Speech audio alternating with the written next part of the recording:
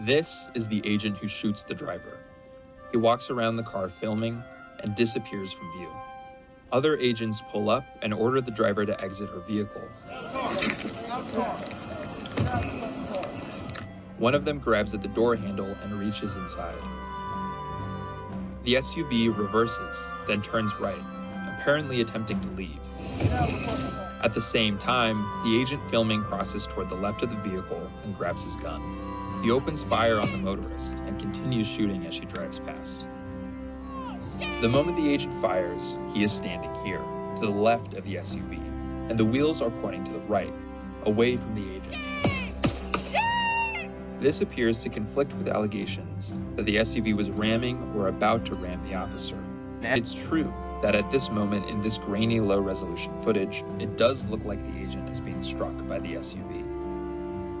But when we synchronize it with the first clip, we can see the agent is not being run over. In fact, his feet are positioned away from the SUV. That she was committing domestic terrorism, that she ran over the agent who's now recovering in the hospital, threatening his life. Here's what I saw. The masked, armed ICE agent who has been identified as Jonathan Ross exits his car. The first thing he sees is Renee Good's dog in the backseat of her Honda.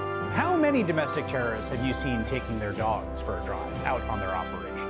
It's worth noting that this portion of the video is missing from the version released to us by DHS. You might ask yourself why. Then we see Ross circle the vehicle while recording, holding his phone to do so. He walks in front of the car, makes eye contact with Renee Good behind the driver's wheel. This is where she speaks to the man who will end her life, saying, "I'm not mad at you." Then agents yell at Renee Good to get out of the car. And at this point, Ross again walks in front of the vehicle, recording Renee Good. He still has his phone out.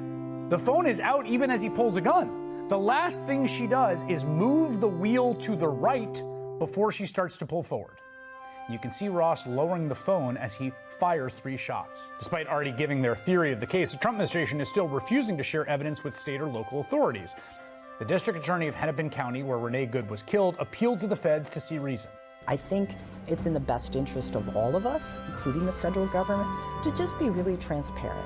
Just allow the BCA in on the investigation to at least see what kind of evidence that you have, because I think we would all want that thorough information, the investigation, before we make a decision. The Trump administration, I don't think, wants that. Probably because the entire enterprise that brought Jonathan Ross and the rest of those ICE agents to Minneapolis in the first place is fundamentally based on a lie.